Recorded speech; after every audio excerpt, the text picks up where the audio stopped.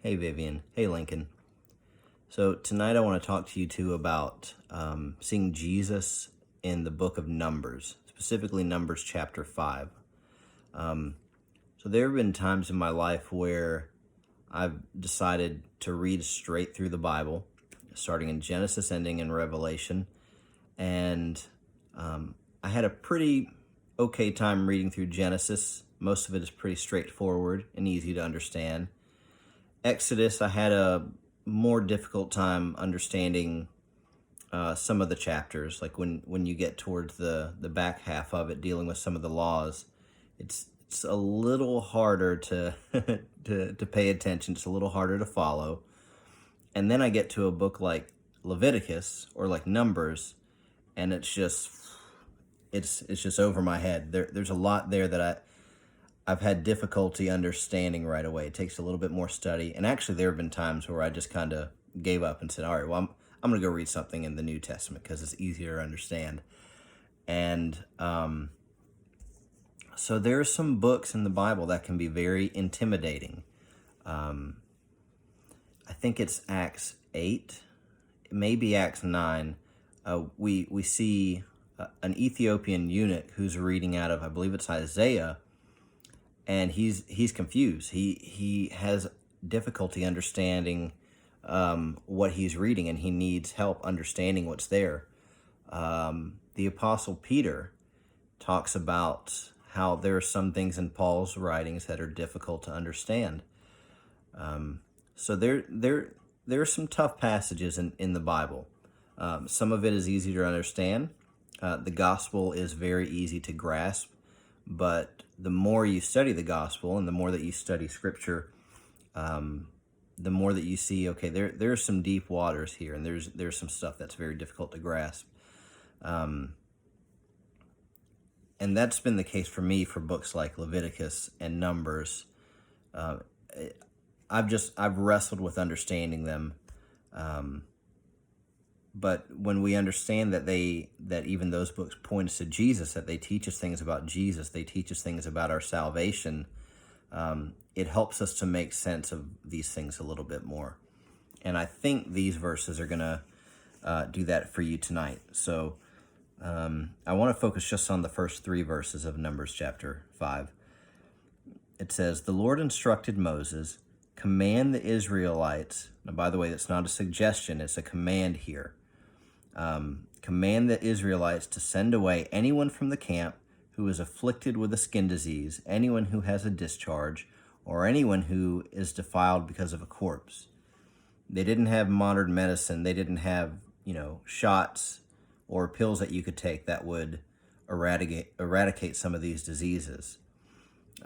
It says, send away both male or female, send them outside the camp. I want you to remember that phrase. Send them outside the camp, so that they will not defile their camps where I dwell among them. So it may seem cruel and it may seem harsh that God is sending them outside the camp to be alienated, to be alone, but it has a practical purpose because it's saving everybody inside the camp from getting these diseases and wiping them all out. So that's the practical purpose here. But I want to focus on the theological purpose or the spiritual purpose in all of this. There's something of some symbolism that's going on here, but ultimately this is pointing us to Jesus.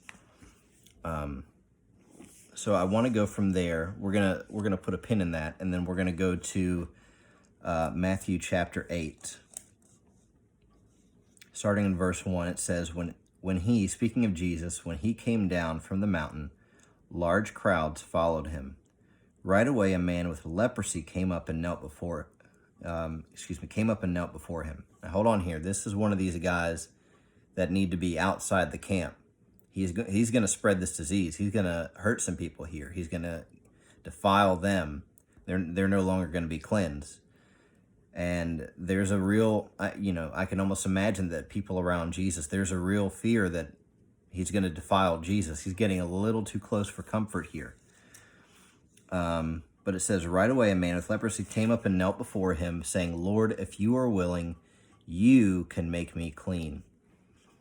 Now, this is interesting because back in Numbers, with the Israelites there, they had priests that could declare them clean. If they had become clean, they could declare them clean, but they could not make anybody clean. They couldn't lay their hands on them because they would be defiled themselves, and they'd have to go outside the camp. So it's very interesting that he said, Lord, you can make me clean. Reaching out his hand, Jesus touched him, saying, I am willing, be made clean. And immediately his leprosy was cleansed. So it didn't take a couple hours, it didn't take a couple of days. Even with modern medicine, the best we can do, it takes a little while to get somebody back to 100%. But right away, immediately, as soon as he touched him, in the blink of an eye, he was made clean. And not only was he made clean, but he didn't make himself unclean in doing that. Only Jesus can do something like that. I think of, we don't deal so much with leprosy these days, but what's worse than that, there's a disease that we all have that is far worse than leprosy. There's a virus that every person has, and it's called the sin virus. We're all infected with it, from Adam on down to the smallest baby that was just born a couple seconds ago. We are infected with this sin virus, and it's far worse than leprosy. It's far worse than any of these others where they had to suffer outside the camp, because we have to suffer outside of heaven, outside of God's people in hell. If we are not cleansed of this, we're all on our way to hell because of this. Sin is defilement. It defiles the body. But Jesus can make us clean. He's the only one that can do this, and he is willing to do that. He doesn't want us suffering from sin. He doesn't want us to suffer outside the camp. He invites us to come to him because he is the one that can make us clean. Now, how is that possible? How is it that Jesus can do that? Well, from there we go to Hebrews 13, and we're going to tie these threads together. This is the main point that I'm wanting to drive home here. We've made some observations. How is it? We see in the Old Testament these people had to suffer outside the camp because they were defiled. And Jesus comes along, lays his hands on them, and he can make them clean.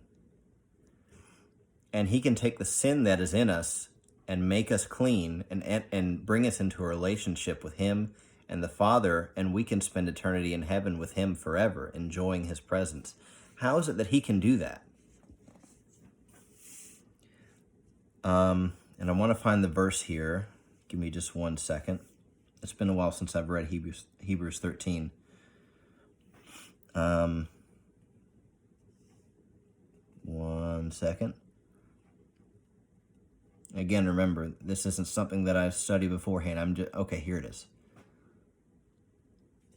I'm going to start in verse 11. So the question was, how is it that Jesus can make us clean? And it's because he is the one that suffered outside the camp on our behalf already. So we no longer have to suffer outside the camp. Starting in verse 11, for the bodies of those animals whose blood is brought into the most holy place by the high priest as a sin offering are burned outside the camp. This is the main point here. Therefore, Jesus also suffered outside the gate, so that he might sanctify the people by his own blood. Let us then go to him outside the camp, bearing his disgrace. So it says here in verse 12, Jesus also suffered outside the gate, so that he might sanctify the people by his own blood. He took on our iniquity. He took on our defilement. And again, he didn't make himself dirty in doing so. He didn't make himself a sinner. But this is how we can be cleansed of all of our unrighteousness.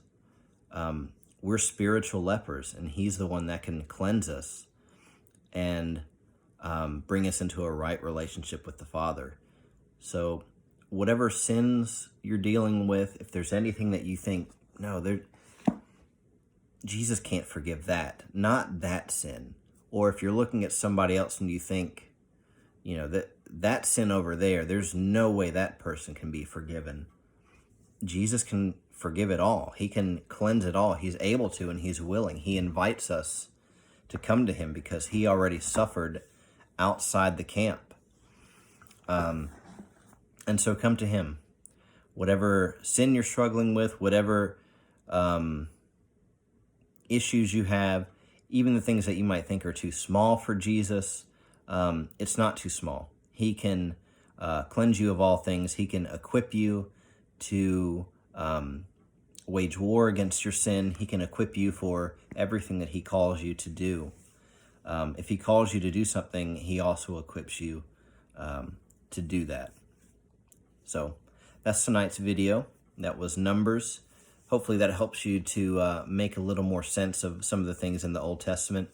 If anything is ever confusing in the Old Testament, which probably will be, some things are still for me, but whatever confuses you, the best way to deal with it is just take it straight to the cross. How does this apply to Jesus? What does this teach me about Jesus? What does this teach me about the good news of the gospel? And that will help you to make more sense of it. And we're gonna do a few more of those in some upcoming videos. I made a list somewhere. I can't remember which ones I jotted down. I'll have to actually, let me see. Oh, I got it right here. Because I'm curious. I can't remember which ones I wrote down for us to do. So a couple more we're going to look at. Psalm 1. That's a good one.